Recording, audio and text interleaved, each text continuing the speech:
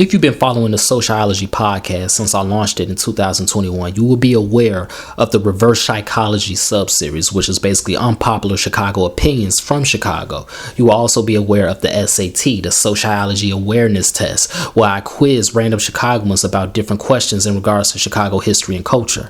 Well, this Black History Month, I'm introducing the ChicaGOATS sub-series. This is basically a Black Chicago history blitz that details and gives brief summaries of different Black Chicagoans that lived in our city and did great things in their respective careers and left a huge impact not on the city but on the entire world.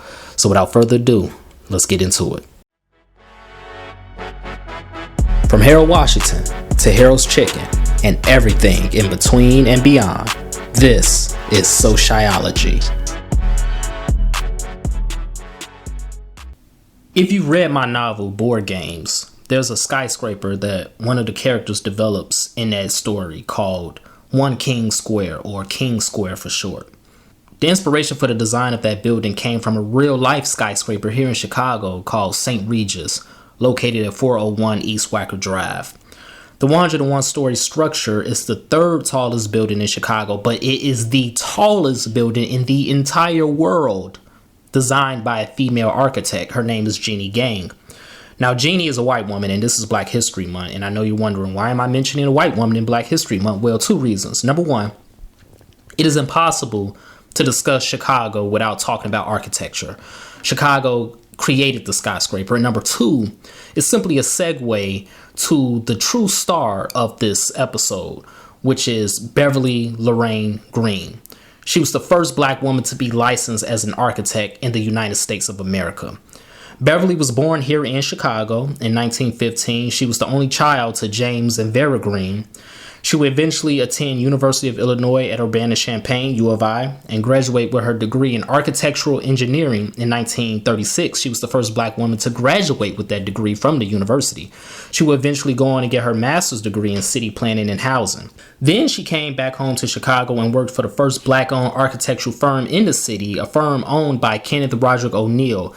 And like I said, she was the first licensed Black woman to be an architect in the entire country. This occurred when she registered with the state of Illinois on December 28, 1942. Now, despite all her accomplishments, all her accolades, it was still very difficult for her to find work here in Chicago because of the racism. So in 1945, she moved to New York, where she would eventually develop numerous projects, including many health facilities, the theater at the University of Arkansas, and a lot of redevelopments on the campus of New York University. Unfortunately, she died in New York City in 1957 at the tender age of 41.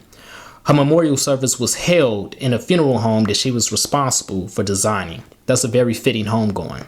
Now, although Beverly is no longer here in the human realm, from a personal standpoint, I teach financial literacy courses to elementary school kids, and one of the kids from last year's program said that she wants to be an architect, and I didn't hesitate to send her information on Beverly Lorraine Green and many other Black female architects that's out there. So it is my hope that this student and many others can ascend to the same heights that Beverly Lorraine Green did, despite the obstacles that's standing in their way. If you enjoyed this podcast, I ask for two things and I will love you forever. Number one, please engage with us on social media. So like, share, subscribe, and comment on whatever platform you're listening to it on. And number two, please make sure you pass it on to a friend who will enjoy it as well.